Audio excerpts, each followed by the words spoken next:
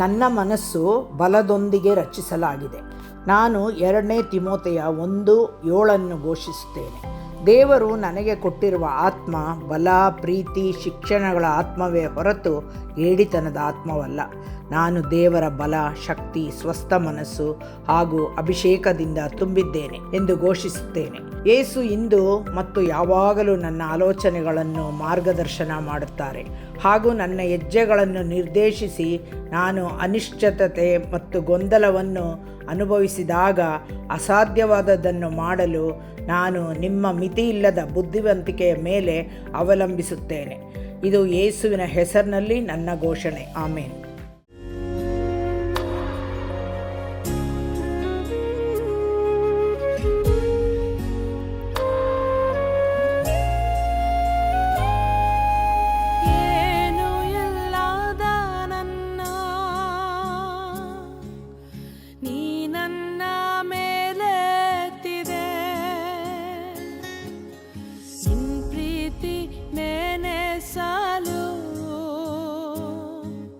ಸ್ತೋತ್ರದಿ ಹಾಡುವೆನಾ, ಏನು ಇಲ್ಲದ ನನ್ನ ನೀ ನನ್ನ ಮೇಲೆತ್ತಿದೆ, ನಿನ್ ಪ್ರೀತಿ ನೆನೆಸಲು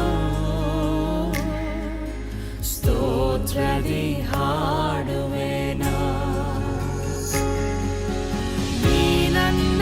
ಪ್ರೀತಿಸಲು ನಾ ಯೋಗ್ಯನೋ ರಾಜ, ನೀ ನನ್ನ ನೆನೆಸಲು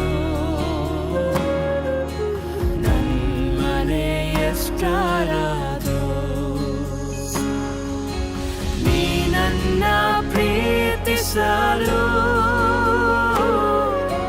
ನಾ ಯೋಗ್ಯನೋ ರಾಜ, ನೀ ನನ್ನ ನೆನೆಸಲು ನನ್ಮನೆ ಎಷ್ಟರದು.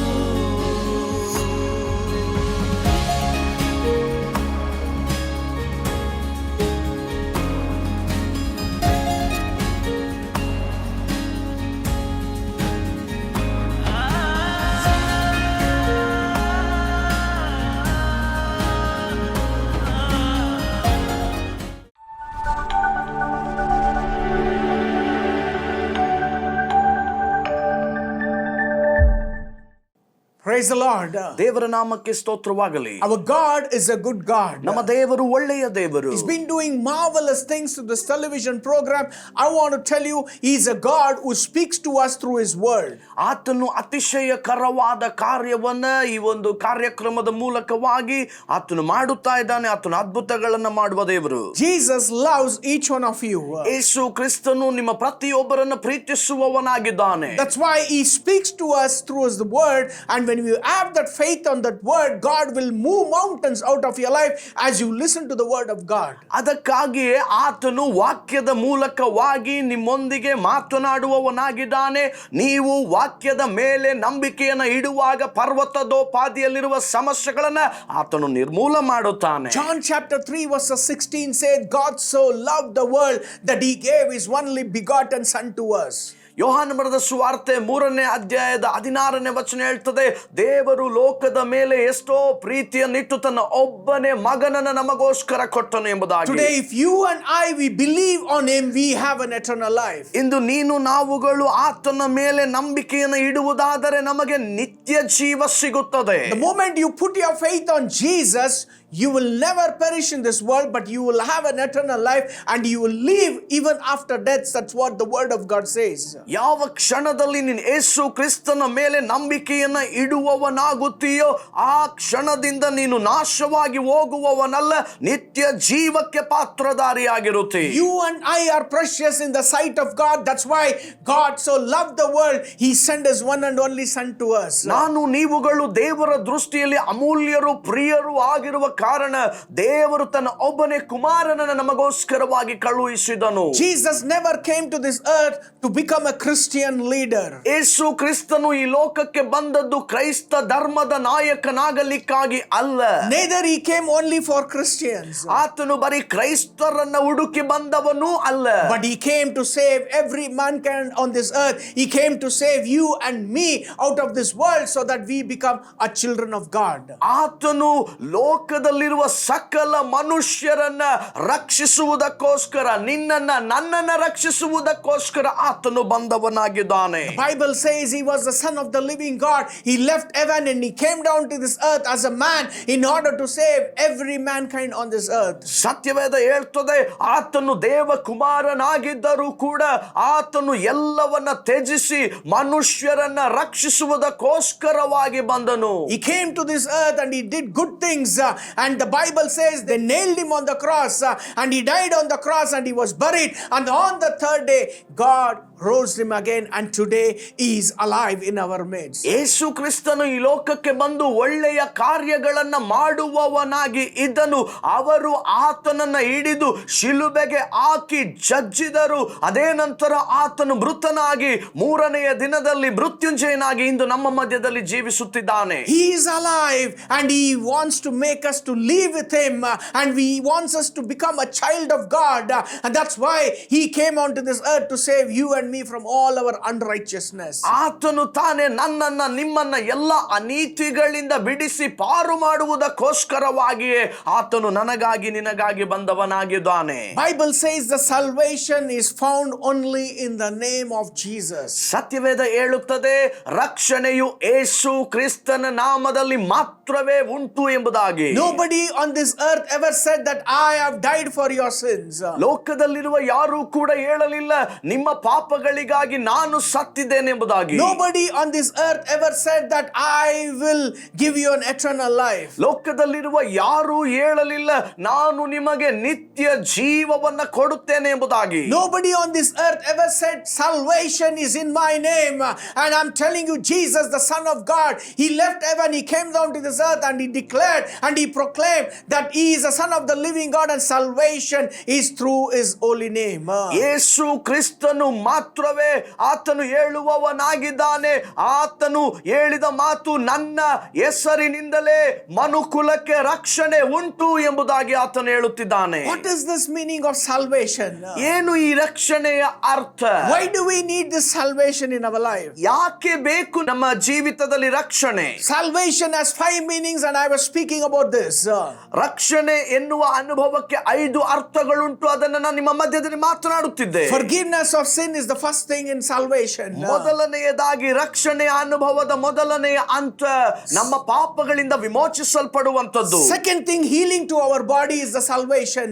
ಎರಡನೆಯದಾಗಿ ನಮ್ಮ ದೇಹಕ್ಕೆ ಸೌಖ್ಯತೆ ಬರುವಂತದ್ದು ರಕ್ಷಣೆಯಾಗಿದೆ. Third thing, the meaning of salvation is releasing from every curse in our life. ಮೂರನೆಯದಾಗಿ ಎಲ್ಲಾ ಶಾಪಗಳಿಂದ ನಮ್ಮನ್ನ ಬಿಡುಗಡೆ ಮಾಡಿಕೊಳ್ಳುವಂತದ್ದು ರಕ್ಷಣೆ. Fourth thing, the meaning of salvation is receiving blessings from God. ನಾಲ್ಕನೆಯದಾಗಿ ದೇವರಿಂದ ಆಶೀರ್ವಾದವನ್ನ ಹೊಂದಿಕೊಳ್ಳುವಂತದ್ದು ರಕ್ಷಣೆಯ ಅನುಭವ. And the fifth thing is salvation, meaning is being protected by God. ಐದನೆಯದಾಗಿರುವಂತದ್ದು ದೇವರಿಂದ ಸಂರಕ್ಷಣೆಯನ್ನು ಹೊಂದುವಂತದ್ದೇ ಆಗಿದೆ. All these 5 things is put together as known as the meaning of salvation. ಈ 5 ಅಂಶಗಳನ್ನ ಒಳಗೊಂಡು ಒಂದಾಗಿರುವಂತದ್ದನ್ನ ಸೂಚಿಸುವುದೇ ರಕ್ಷಣೆ. So all these 5 things, every mankind on this earth, they need this, and that's why salvation is bought through Jesus Christ. ಲೋಕದಲ್ಲಿರುವಂತ ಪ್ರತಿ ಮನುಷ್ಯನಿಗೂ ಕೂಡ ಈ ರಕ್ಷಣೆ ಅಗತ್ಯತೆ ಉಂಟು. ಅದಕ್ಕಾಗಿ ಯೇಸು ಕ್ರಿಸ್ತನ ಮೂಲಕವಾಗಿ ರಕ್ಷಣೆಯು ಒದಗಿ ಬಂದಿದೆ. I spoke about the salvation meaning of how your sins will be forgiven. ಮೊದಲನೇದಾಗಿ ನಾವು ಮಾತನಾಡಿದ್ದು ನಮ್ಮ ಪಾಪಗಳು ಹೇಗೆ ಕ್ಷಮಿಸಲ್ಪಡುತ್ತವೆ ರಕ್ಷಣೆ ಅನುಭವದಲ್ಲಿ ಎಂಬುದಾಗಿ. Second thing, I spoke about the healing to the body through salvation. ಎರಡನೇದಾಗಿ ನಾನು ಮಾತನಾಡಿದ್ದು ರಕ್ಷಣೆಯ ಅನುಭವದ ಮೂಲಕ ನಮ್ಮ ದೇಹಕ್ಕೆ ಒದಗಿ ಬರುವ ಸೌಖ್ಯತೆಯ ಬಗ್ಗೆ Third ಮಾತನಾಡಿದೆ. thing, I spoke about how we can release from the curse when we have the salvation. ಮೂರನೆಯದಾಗಿ ನಮ್ಮ ಜೀವಿತದ ಒಳಗಡೆ ರಕ್ಷಣೆ ಅನುಭವ ಇರುವಾಗ ಹೇಗೆ ನಾವು ಶಾಪದಿಂದ ಬಿಡುಗಡೆಯಾಗಬಹುದು. Fourth thing, how we are going to receive the blessings of of God. That's what I'm going to speak today. Yeah. ಈಗ ಈ ದಿನದಲ್ಲಿ ನಾಲ್ಕನೆಯದಾಗಿರುವಂತ ಅಂಶವನ್ನು ಮಾತನಾಡಲಿಕ್ಕಿದ್ದೇನೆ. ಹೇಗೆ ನಾವು ದೇವರಿಂದ ಆಶೀರ್ವಾದವನ್ನು ಹೊಂದಿಕೊಳ್ಳಬಹುದು. Every one of us, we need the blessings from God. ನಾವೆಲ್ಲರೂ ಕೂಡ ದೇವರ ಆಶೀರ್ವಾದವನ್ನು ಹೊಂದಬೇಕೆಂಬುದಾಗಿ ಬಯಸುವವರೇ. When you have the salvation, you receive the blessings from God. ನಿಮ್ಮ ಜೀವಿತದ ಒಳಗಡೆ ರಕ್ಷಣೆ ಅನುಭವ ಇರುವುದಾದರೆ ದೇವರಿಂದ ಹೊಂದಿಕೊಳ್ಳುವಂತ ಆಶೀರ್ವಾದವನ್ನು ಹೊಂದಿದ್ದೀರಿ. When you have the salvation, you will be protected by God. ನಿಮಗೆ ರಕ್ಷಣೆ ಅನುಭವ ಇರುವುದಾದರೆ ನೀವು ದೈವಿಕವಾಗಿ ಸಂರಕ್ಷಿಸಲ್ಪಡುತ್ತೀರಿ. Because salvation protects and delivers from all evil in our life. ರಕ್ಷಣೆ ಅನುಭವ ಎನ್ನುವಂಥದ್ದು ನಮ್ಮನ್ನ ಎಲ್ಲಾ ದುಷ್ಟತ್ವದಿಂದ ಬಿಡಿಸಿ ಕಾಯುವಂತದ್ದಾಗಿದೆ. Hallelujah. Hallelujah. Hallelujah. Hallelujah. If you see in the Bible, ನೀವು ಸತ್ಯವೇದವನ್ನು ನೋಡ್ರಿ. if you read your Bible from Psalms chapter 91 verses 14 to 16, ನೀವು ಕೀರ್ತನೆ 91ನೇ ಅಧ್ಯಾಯದ 14ನೇ ವಚನದಿಂದ 16ನೇ ವಚನದವರೆಗೆ ನೋಡುವಾಗ, because he has set his love upon me, therefore I will deliver him, says the Lord. ಅಲ್ಲಿ ವಾಕ್ಯ ಹೀಗೆ ಹೇಳ್ತದೆ, ಅವನು ನನ್ನಲ್ಲಿ ಆಸಕ್ತನಾಗಿ ಇರುವುದರಿಂದ ಅವನನ್ನು ನಾನು ರಕ್ಷಿಸುತ್ತೇನೆ ಎಂಬುದಾಗಿ. I will set him on high because he has known my name. ಅವನು ನನ್ನ ನಾಮವನ್ನ ಅರಿತವನಾಗಿರುವುದರಿಂದ ಅವನನ್ನು ಉದ್ಧರಿಸುತ್ತೇನೆ ಎಂಬುದಾಗಿ ಹೇಳ್ತದೆ. God says because he loves us, his blessings will always be on us.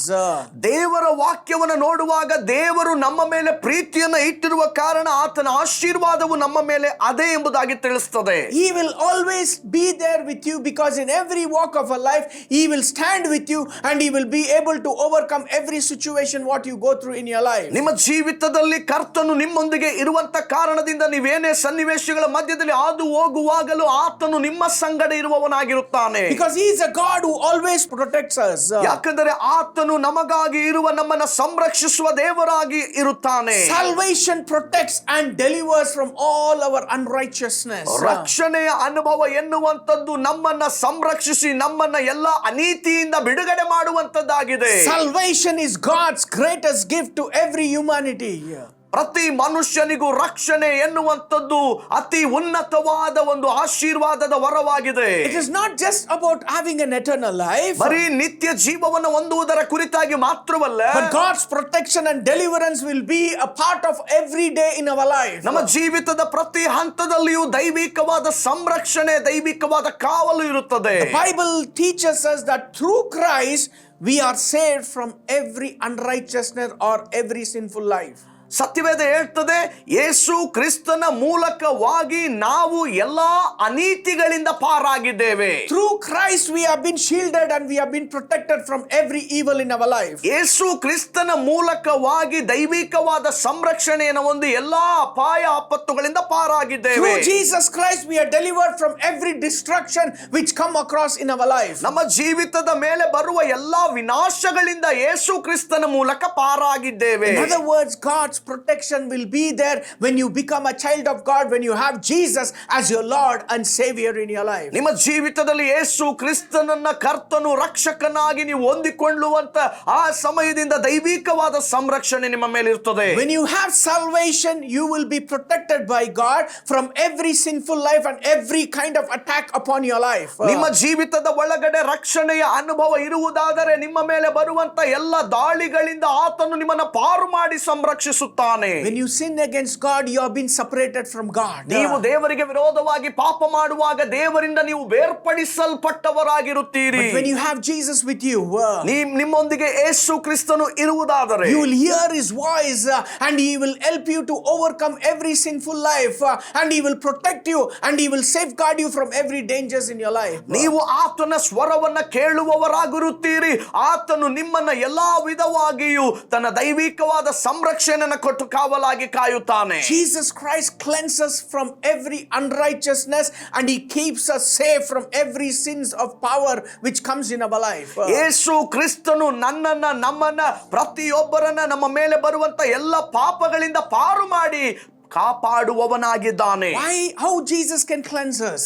ಹೇಗೆ ಯೇಸು ಕ್ರಿಸ್ತನು ನಮ್ಮನ್ನ ಶುದ್ಧ ಮಾಡಬಲ್ಲನು? Because he has paid the price for me and you on the cross of Calvary. ಯಾಕೆಂದರೆ ನನಗೋಸ್ಕರ ನಿಮಗೋಸ್ಕರ ಕಲ್ವಾರಿಯ ಶಿಲುಬೆಯ ಮೇಲೆ ಆತನು ಬೆಲೆಯನ್ನ ಕಟ್ಟಿದ್ದಾನೆ. The Bible says he did not sin against anybody here. ಸತ್ಯವೇದ ಹೇಳ್ತದೆ ಆತನು ಯಾರಿಗೂ ವಿರೋಧವಾಗಿ ಪಾಪ ಮಾಡಲಿಲ್ಲ. He did not have sin in his life. ಆತನ ಜೀವಿತದ ಒಳಗಡೆ ಪಾಪವು ಇರಲಿಲ್ಲ. That's why he was able to pay the price for us on the cross of Calvary. ಅದಕ್ಕೋಸ್ಕರವಾಗಿ ಆತನು ಕಲ್ವಾರಿಯ ಶಿಲುಬೆಯ ಮೇಲೆ ನಮಗೋಸ್ಕರವಾಗಿ ಬೆಲೆಯನ್ನ ಕೊಟ್ಟನು. He died for us. ನಮಗಾಗಿ ಸತ್ತನು. And he was buried for us. ನಮಗೋಸ್ಕರ ಸಮಾಧಿ And ಮಾಡಲ್ಪಟ್ಟನು. on the third day God raised him again and he is alive in our midst. ಮೂರನೆಯ ದಿನದಲ್ಲಿ ದೇವರು ತಾನೇ ಆತನನ್ನ ಮರಣದಿಂದ ಎಬ್ಬಿಸಿದನು. ಈಗ ಆತನು ನಮ್ಮ ಮಧ್ಯದಲ್ಲಿ ಜೀವಂತನಾಗಿದ್ದಾನೆ. Through the blood which he shed for us on the cross of Calvary, the blood is the holy blood of Jesus Christ which can cleanse us from every unrighteousness, and we are made perfect through the blood of Jesus. ಕಲ್ವಾರಿಯ ಶಿಲುಬೆಯ ಮೇಲೆ ಯೇಸು ಕ್ರಿಸ್ತನು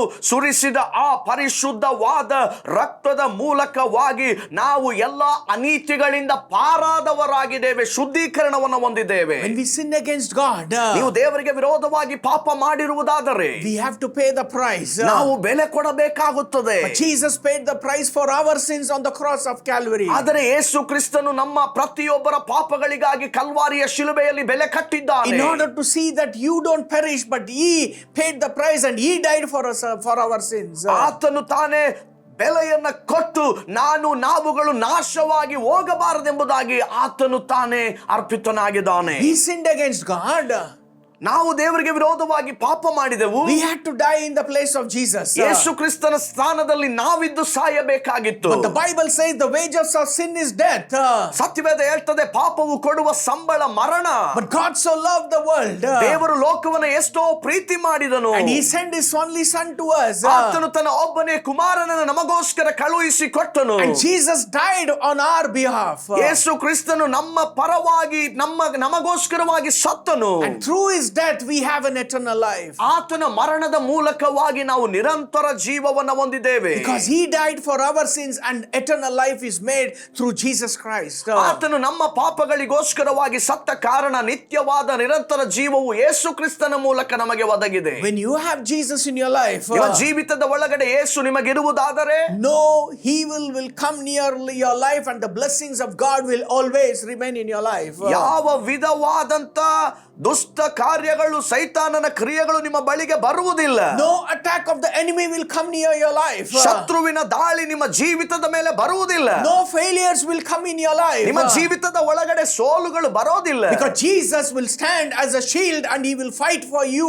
in every walk of your life, and you will receive the blessings of God when you have Jesus and as the salvation in your life. ಯೇಸು ಕ್ರಿಸ್ತನು ನಿಮ್ಮ ಜೀವಿತದಲ್ಲಿ ಗುರಾಣಿಯಾಗಿ ಇರುವುದಾದರೆ ನಿಮಗೆದುರಾಗಿ ಬರುವಂತ ಎಲ್ಲ ದಾಳಿಗಳನ್ನು ಆತನು ಎದುರಿಸಿ ಆತನು ನಿಮ್ಮ ಜೀವಿತದಲ್ಲಿ ರಕ್ಷಕನಾಗಿರುತ್ತಾನೆ. Psalms 91:10-11 says no evil shall befall you. ಕೀರ್ತನೆ 91ನೇ ಅಧ್ಯಾಯ 10-11ನೇ ವಚನ ಹೀಗೆ ಹೇಳ್ತದೆ, ಯಾವ ಕೇಡು ನಿನಗೆ ಸಂಭವಿಸದು, nor shall any plague will come near you. ಉಪದ್ರವವು ನಿನ್ನ ಗೂಡಾರದ ಸಮೀಪಕ್ಕೂ ಬಾರದು. For he shall give his angels charge over you to keep you in all your ways. ನೀನು ಹೋಗುವಲ್ಲೆಲ್ಲ ನಿನ್ನನ್ನು ಕಾಯುವುದಕ್ಕೆ ಆತನು ನಿನ್ನ ವಿಷಯವಾಗಿ ತನ್ನ ದೂತರಿಗೆ ಅಪ್ಪಣೆಯನ್ನು ಕೊಡುವನು. Through salvation we receive divine protection from sins and every attack of the enemy and every strongholds of the enemy in our life. ನಾವು ರಕ್ಷಣೆಯ ಅನುಭವವನ್ನು ಹೊಂದಿದವರಾಗಿರುವುದರ ಮೂಲಕವಾಗಿ ದೈವಿಕವಾದ ಸಂರಕ್ಷಣೆಯನ್ನು ಹೊಂದಿದವರಾಗಿರುತ್ತೇವೆ. ಶತ್ರುವಿನ ಎಲ್ಲಾ ದಾಳಿಗಳ ಮಧ್ಯದಲ್ಲಿ ಗುರಾಣಿಯಾಗಿರುವ ಆತ ನಮಗಿರುತ್ತಾನೆ. When you have salvation in your life, the protection of God and the blessings of God will be released. As a child of God, you will receive it as a package which God has made through the salvation in our lives. ರಕ್ಷಣೆಯ ಅನುಭವವನ್ನು ಹೊಂದಿರುವವರು ನೀವಾಗಿ ಇರುವುದಾದರೆ ದೈವಿಕವಾದ ಸಂರಕ್ಷಣೆಯು, ದೇವರ ಆಶೀರ್ವಾದವು, ರಕ್ಷಣೆಯ ಒಳಗಡೆ ಇರುವಂತಹ ಎಲ್ಲ ಅನುಕೂಲತೆಗಳನ್ನು ದೇವರು ನಮಗೆ ತೆರೆದುಕೊಡುತ್ತಾನೆ. When you have salvation, you will receive the blessings of God. ನಿಮ್ಮ ಒಳಗಡೆ ರಕ್ಷಣೆಯ ಅನುಭವ ಇರುವುದಾದರೆ ದೇವರ ಆಶೀರ್ವಾದವನ್ನು ಹೊಂದಿಕೊಳ್ಳುತ್ತೀರಿ. When you have salvation, you will see the protection of God in your life. ನಿಮ್ಮ ಜೀವಿತದ ಒಳಗಡೆ ರಕ್ಷಣೆಯ ಅನುಭವ ಇರುವುದಾದರೆ ದೈವಿಕವಾದ ಸಂರಕ್ಷಣೆಯನ್ನು ನೀವು ಹೊಂದಿದವರಾಗಿರುತ್ತೀರಿ. Salvation delivers us from the power of darkness in our life. ರಕ್ಷಣೆ ಎನ್ನುವಂಥದ್ದು ಎಲ್ಲ ಕಾರ್ಗತ್ತಲೆಯಿಂದ ನಮ್ಮನ್ನ ಪಾರು ಮಾಡುವಂತದ್ದಾಗಿರುತ್ತದೆ. Many people go through fear and oppressions in their lives. ಅನೇಕ ಜನಗಳು ಭಯದಲ್ಲಿಯೂ ನಡುಕದಲ್ಲಿಯೂ ಹೋಗುವವರಾಗಿರುತ್ತಾರೆ. Many of them, they go through attacks of the enemy upon their life, upon their job, upon their family, in every walk of their lives. ಅನೇಕರು ತಮ್ಮ ಕುಟುಂಬ, ತಮ್ಮ ಕೆಲಸದ ವಿಷಯಗಳಲ್ಲಿ ಶತ್ರುವಿನ ದಾಳಿಗೆ ಒಳಗಾಗಿ ಹೋಗುತ್ತಾರೆ. But Jesus has already won the victory over our darkness in our life. ಯೇಸು ಕ್ರಿಸ್ತನು ನಮ್ಮ ಎಲ್ಲಾ ಕಾರ್ಗತ್ತಲೆಯ ವಿಷಯದಲ್ಲಿ ಜಯವನ್ನ ಹೊಂದಿದ್ದಾಗಿದೆ. He has paid the price. That's why we have been delivered from every powers of darkness in our life. ಆತನು ನಮಗೋಸ್ಕರವಾಗಿ ಎಲ್ಲಾ ಬೆಲೆಯನ್ನ ಕಟ್ಟಿ ತೀರಿಸಿದ್ದಾನೆ. ಅದಕ್ಕೋಸ್ಕರವಾಗಿ ನಮ್ಮ ಎಲ್ಲಾ ಕಾರ್ಗತ್ತಲೆಯಲ್ಲಿ ಆತನು ನಮಗೆ ಜಯವಾಗಿದ್ದಾನೆ. Colossians 1:13 says, He has delivered us from the power of darkness and conveyed us into the kingdom of the Son of His love. ಕೊಲೊಸ್ಸದವರಿಗೆ ಬರೆದ ಪತ್ರಿಕೆ 1ನೇ ಅಧ್ಯಾಯದ 13ನೆಯ ವಚನ ಹೀಗೆ ಹೇಳ್ತದೆ, ದೇವರು ನಮ್ಮನ್ನ ಅಂಧಕಾರದ ದೊರೆತನದಿಂದ ಬಿಡಿಸಿ ತನ್ನ ಪ್ರಿಯ ಕುಮಾರನ ರಾಜ್ಯದೊಳಗೆ ಸೇರಿಸಿದನು. Jesus has delivered us from the power of darkness and conveyed us into the kingdom of Son through His love, which God has made it possible through Jesus Christ. ದೇವರು ತನ್ನ ಪ್ರಿಯ ಕುಮಾರನಾಗಿರುವ ಯೇಸು ಕ್ರಿಸ್ತನ ಮೂಲಕವಾಗಿ ನಮ್ಮನ್ನ ಅಂಧಕಾರದ ದೊರೆತನದಿಂದ ಬಿಡಿಸಿ ತನ್ನ ಪ್ರಿಯ ಕುಮಾರನಾಗಿರುವ ಯೇಸುವಿನ ರಾಜ್ಯದೊಳಗೆ ಸೇರಿಸಿದ್ದಾನೆ. 2 Timothy 4:18 says, And the Lord will deliver me from every evil work and preserve me for His heavenly kingdom. 2 ತಿಮೋಥಿಯರಿಗೆ ಬರೆದ ಪತ್ರಿಕೆ 4ನೇ ಅಧ್ಯಾಯ 18ನೇ ವಚನ ಹೀಗೆ ಹೇಳ್ತದೆ, ನಾನು ಯಾವ ದುಷ್ಟ ಕೃತ್ಯವನ್ನು ಮಾಡದಂತೆ ಕರ್ತನು ನನ್ನನ್ನು ಕಾಪಾಡಿ ತನ್ನ ಬಳಿಗೆ ಪರಲೋಕ ರಾಜ್ಯಕ್ಕೆ ಸೇರಿಸುವನು. Salvation transfers us from every dominance of darkness into God's kingdoms in our life. ರಕ್ಷಣೆಯ ಅನುಭವ ಎನ್ನುವಂಥದ್ದು ಎಲ್ಲ ಇರುಳಿನ ದೊರೆತನಗಳಿಂದ ನಮ್ಮನ್ನ ಬಿಡುಗಡೆ ಮಾಡಿ ಪರಲೋಕ ರಾಜ್ಯಕ್ಕೆ ಸೇರಿಸುತ್ತದೆ. Salvation gives us will free us from every bondage of sin in our life. ರಕ್ಷಣೆಯ ಅನುಭವ ಎನ್ನುವಂಥದ್ದು ನಮ್ಮ ಜೀವಿತದ ಒಳಗಡೆ ಇರುವಂತ ಎಲ್ಲ ಪಾಪದ ಬಂಧನದಿಂದ ನಮ್ಮನ್ನ ಬಿಡುಗಡೆ ಮಾಡುತ್ತದೆ. Today I want to tell you something. ಇವತ್ತು ನಾನು ನಿಮಗೆ ಒಂದು ಕಾರ್ಯವನ್ನು ಹೇಳ್ತೇನೆ. God has delivered us from every unrighteousness by bringing the salvation through Jesus Christ in our lives. ದೇವರು ತಾನೇ ನಮ್ಮ ಜೀವಿತದ ಒಳಗಡೆ ಯೇಸು ಕ್ರಿಸ್ತನನ್ನ ಬರಮಾಡುವುದರ ಮೂಲಕವಾಗಿ ನಮ್ಮನ್ನ ನಮ್ಮ ಎಲ್ಲಾ ಅನೀತಿಗಳಿಂದ ಬಿಡುಗಡೆ ಮಾಡಿದ್ದಾನೆ. When you have this Jesus, you have received salvation and you are being cleansed from every unrighteousness in your life. ಈ ಯೇಸು ಕ್ರಿಸ್ತನು ನಿಮ್ಮ ಜೀವಿತದ ಒಳಗಡೆ ಇರುವುದಾದರೆ ನಿಮಗೆ ರಕ್ಷಣೆ ಇರ್ತದೆ ಮತ್ತು ನೀವು ಎಲ್ಲ ಅನೀತಿಯ ಅಶುದ್ಧಗಳಿಂದ ಶುದ್ಧೀಕರಣವನ್ನು ಹೊಂದುವವರಾಗುತ್ತೀರಿ. You have this salvation, you will receive the blessings of God and you will be protected by God in your lives. ನಿಮ್ಮ ಜೀವಿತದ ಒಳಗಡೆ ರಕ್ಷಣೆಯ ಅನುಭವ ಇರೋದಾದ್ರೆ ದೇವರ ಆಶೀರ್ವಾದವನ್ನು ಹೊಂದಿಕೊಳ್ಳುವವರು ನೀವಾಗಿರುತ್ತೀರಿ ಮತ್ತು ದೈವಿಕವಾದ ಸಂರಕ್ಷಣೆಯಲ್ಲಿ ನೀವು ಇರುತ್ತೀರಿ. If you see in the Bible, in book of Exodus, the Israelites were in the land of Egypt for 430 years as slaves. They were tortured in the land of Egypt. ನೀವು ಸತ್ಯವೇದವನ್ನು ನೋಡುವುದಾದರೆ ವಿಮೋಚನಕಾಂಡ ಪುಸ್ತಕದಲ್ಲಿ 430 ವರ್ಷಗಳ ಕಾಲ ಇಸ್ರಾಯೇಲರು ಐಗುಪ್ತ ದೇಶದಲ್ಲಿ ಜೀತದಾಳಾಗಿದ್ದರು. God delivered them from the land of Egypt to the promised land. ದೇವರು ತಾನೇ ಅವರನ್ನ ಐಗುಪ್ತ ದೇಶದಿಂದ ಬಿಡುಗಡೆ ಮಾಡಿ ವಾಗ್ದಾನದ ದೇಶಕ್ಕೆ ಅವರನ್ನ ಕರೆದರು. He had to do so many miracles, and Bible speaks about the 10 different plagues which God performed in front of the Israelites in the land of Egypt. ದೇವರು ಅವರನ್ನ ಹೊರಗಡೆ ತರುವುದಕ್ಕಿಂತ ಮುಂಚಿತವಾಗಿ ಐಗುಪ್ತ ದೇಶದಲ್ಲಿ ಫರೋಹನನ ಮುಂದೆ ದೇವರು 10 ಉಪದ್ರವಗಳನ್ನು ಅವರ ಮೇಲೆ ಬರಮಾಡಬೇಕಾಯಿತು. Lastly, God says one thing to the Israelites during the day of Passover. God tells him to apply the blood of Jesus on the doorpost of their houses. ಪಸ್ಕದ ಆಚರಣೆಯ ಸಮಯದಲ್ಲಿ ಅಲ್ಲಿ ದೇವರು ಹೇಳಿಕೊಡುತ್ತಾ ಇರುವಂತದ್ದು ಅಡ್ಡಪಟ್ಟಿಗೂ ನಿಲುವು ಪಟ್ಟಿಗೂ ಯೇಸು ಕ್ರಿಸ್ತನ ರಕ್ತವನ್ನ ಪ್ರೋಕ್ಷಿಸುವಾಗ ಹೇಳುತ್ತಾ ಇರುವಂತದ್ದು ನೋಡ್ತೇವೆ. God so loved the Israelites, he wanted to protect them so that he didn't want to destroy them, because he wanted to destroy all the firstborn of the Egyptians children. ಇಲ್ಲಿ ನಾವು ಗಮನಿಸುವಾಗ ಇಸ್ರಾಯೇಲರನ್ನ ದೇವರು ಅಧಿಕವಾಗಿ ಪ್ರೀತಿ ಮಾಡಿರುವಂತ ಕಾರಣದಿಂದ ಇಸ್ರಾಯೇಲರಲ್ಲಿ ಯಾರಿಗೂ ಕೂಡ ನಾಶವು ನಷ್ಟವು ಆಗದ ಹಾಗೆ ಐಗುಪ್ತ ದೇಶದಲ್ಲಿರುವಂತ ಎಲ್ಲ ಚೊಚ್ಚಲುತನವನ್ನ ಆತನು ಸಂಹರಿಸಬೇಕೆಂಬುದಾಗಿದ್ದನೆಂಬುದಾಗಿ ನೋಡುತ್ತೇವೆ. Applied applied the blood of the lamb which God told Moses to tell to the Israelites. ಮೋಶೆಗೆ ಇಸ್ರಾಯೇಲರ ಬಳಿಗೆ ಹೋಗಿ ಏಳು ಎಂಬುದಾಗಿ ಹೇಳಿದ ಹಾಗೆಯೇ ಮೋಶೆ ಹೋಗಿ ಹೇಳುವಂತದ್ದನ್ನು ನೋಡುತ್ತೇವೆ. The Bible says this foreshadowed the salvation which they received. I'm telling you, and God's protection was there upon the Israelites. ಇಸ್ರಾಯೇಲರ ಮೇಲೆ ಅವರು ಅನುಸರಿಸಿದ ಕಾರ್ಯಗಳ ನಿಮಿತ್ತವಾಗಿ ದೈವಿಕವಾದ ಸಂರಕ್ಷಣೆ ಇತ್ತು ಎಂಬುದಾಗಿ ನಾವು ನೋಡುತ್ತೇವೆ. Today we have the blood of Jesus. ಇಂದು ನನಗೂ ನಿಮಗೂ ಯೇಸು ಕ್ರಿಸ್ತನ ರಕ್ತ ಉಂಟು, which God has given us through his one and only son to us. ತನ್ನ ಒಬ್ಬನೇ ಕುಮಾರನಾಗಿರುವ ಯೇಸು ಕ್ರಿಸ್ತನ ಮೂಲಕವಾಗಿ ಆತನು ಅದನ್ನು ನಮಗೆ ಕೊಟ್ಟಿದ್ದಾನೆ. When we apply the blood of Jesus upon our life, ನಮ್ಮ ಜೀವಿತಗಳ ಮೇಲೆ ಯೇಸು ಕ್ರಿಸ್ತನ ರಕ್ತವನ್ನ ಲೇಪನ ಮಾಡಿಕೊಳ್ಳುವಾಗ the protection of God and the blessings of God has come through the salvation, and we have been purified through the blood of Jesus. ದೇವರ ಆಶೀರ್ವಾದವು ದೈವಿಕವಾದ ಸಂರಕ್ಷಣೆಯು ಯೇಸು ಕ್ರಿಸ್ತನ ಮೂಲಕವಾಗಿ ನಮ್ಮ ಮೇಲೆ ಬರುವಂತದ್ದಾಗಿದೆ. When we have the blood of Jesus, no Satan will bring an attack, no plagues or no sickness or anything can come near us, because God's blessings will be there and God's protection will be there upon our life. ಯೇಸು ಕ್ರಿಸ್ತನ ರಕ್ತವು ನಮ್ಮ ಮೇಲೆ ಇರುವಾಗ ಯಾವ ವಿಧವಾದ ಉಪದ್ರವವು ವ್ಯಾಧಿಯು ನಮ್ಮ ಬಳಿಗೆ ಬರುವುದಿಲ್ಲ. ನಮಗೆ ಆತನ ಮೂಲಕವಾಗಿ ದೈವಿಕ ಸಂರಕ್ಷಣೆಯ ಕಾವಲು ಇರುತ್ತದೆ. Today, do you need this salvation in your life? ಇಂದು ನಿಮಗೆ ಈ ರಕ್ಷಣೆ ಅಗತ್ಯತೆ ಇದೆಯೋ? Do you need this blessings from God and protection from God in your life? ಈ ವಿಧವಾದ ಆಶೀರ್ವಾದವು, ಈ ವಿಧವಾದ ದೈವಿಕ ಸಂರಕ್ಷಣೆಯು ನಿನಗೆ ಬೇಕಾಗಿದೆಯೋ? Have this salvation through Jesus Christ. ಯೇಸು ಕ್ರಿಸ್ತನ ಮೂಲಕವಾಗಿ ಉಂಟಾಗುವ ಈ ರಕ್ಷಣೆಯನ್ನು ನೀವು ಹೊಂದಿಕೊಳ್ಳಿರಿ. Give your life to Jesus. ನಿಮ್ಮ ಜೀವಿತವನ್ನ ಯೇಸುವಿಗೆ ಸಮರ್ಪಣೆ ಮಾಡಿರಿ. Jesus loves you and God has loved you, and he has made his son to come for you and me, and he has made him to die for us, and he has shed his blood for you and me on the cross of Calvary. ದೇವರು ನಿಮ್ಮನ್ನ ಪ್ರೀತಿಸುವವನಾಗಿದ್ದಾನೆ. ಯೇಸು ಕ್ರಿಸ್ತನು ನಿಮ್ಮನ್ನ ಪ್ರೀತಿಸುವವನಾಗಿದ್ದಾನೆ. ಈ ಕಾರಣದಿಂದ ದೇವರು ತನ್ನ ಪ್ರಿಯ ಕುಮಾರನಾಗಿರುವ ಯೇಸು ಕ್ರಿಸ್ತನು ಕಲ್ವಾರಿಯ ಶಿಲುಬೆಯಲ್ಲಿ ತನ್ನ ರಕ್ತವನ್ನ ನನಗಾಗಿ ನಿಮಗಾಗಿ ಸುರಿಸುವಂತೆ ಮಾಡಿದ್ದಾನೆ. Salvation is made possible through Jesus Christ. ರಕ್ಷಣೆಯು ಯೇಸು ಕ್ರಿಸ್ತನ ಮೂಲಕವಾಗಿ ಸಾಧ್ಯವಾಗಿದೆ.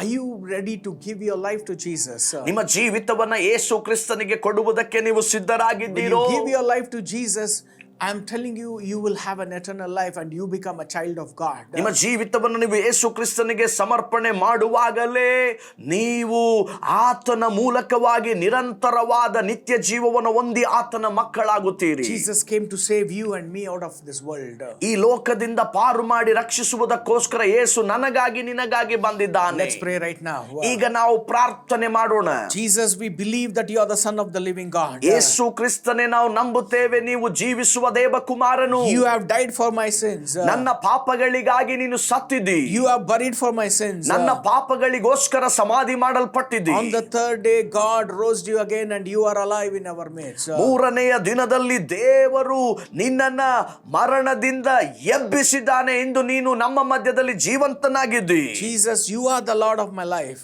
ಯೇಸುವೆ, ನೀನೇ ನನ್ನ ಜೀವಿತದ ಕರ್ತನು. Forgive my sins. ನನ್ನ ಪಾಪಗಳನ್ನ ಮನ್ನಿಸು. Come into my life ನನ್ನ ಜೀವಿತದ ಒಳಗಡೆ ಬಾ. as my Lord and Savior. ನನ್ನ ಕರ್ತನು ರಕ್ಷಕನೂ ಆಗಿ ಬಾ. I repent all of my sins. Cleanse me and wash me with your blood. ದೇವರೇ, ನಾನು ನನ್ನ ಎಲ್ಲ ಪಾಪಗಳನ್ನ ಬಿಟ್ಟು ನಿನ್ನ ಕಡೆಗೆ ತಿರುಗಿಕೊಳ್ಳುತ್ತೇನೆ. ನನ್ನನ್ನು ತೊಳೆದು ಶುದ್ಧ ಮಾಡು. Come into my life and my family today, Lord. ನನ್ನ ಜೀವಿತದ ಒಳಗೂ ನನ್ನ ಕುಟುಂಬ ಜೀವಿತದ ಒಳಗೂ ನೀನು ಈ ದಿನದಲ್ಲಿ ಬಾ ಸ್ವಾಮಿ. I put my faith in you, Jesus. ಯೇಸುವೆ, ನನ್ನ ನಂಬಿಕೆಯನ್ನ ನಿನ್ನ ಮೇಲೆ ಇಡುತ್ತೇನೆ. I will follow you all the days of my life. ನನ್ನ ಜೀವಿತ ಕಾಲವೆಲ್ಲ ನಾನು ನಿನ್ನನ್ನು ಹಿಂಬಾಲಿಸುತ್ತೇನೆ. In Jesus' name. ಯೇಸುವಿನ ನಾಮದಲ್ಲಿ ಪ್ರಾರ್ಥಿಸುತ್ತೇನೆ. You made this prayer, you have received salvation, and you are a child of God. ಈ ಪ್ರಾರ್ಥನೆಯನ್ನ ನೀವು ನನ್ನೊಂದಿಗೆ ಮಾಡಿರುವುದಾದರೆ ನೀವು ರಕ್ಷಣೆಯನ್ನ ಹೊಂದಿಕೊಂಡವರಾಗಿರುತ್ತೀರಿ. ನೀವು ದೇವರ ಮಕ್ಕಳಾಗಿದ್ದೀರಿ. Jesus loves you all. ಯೇಸು ನಿಮ್ಮೆಲ್ಲರನ್ನ ಪ್ರೀತಿಸುತ್ತಾನೆ.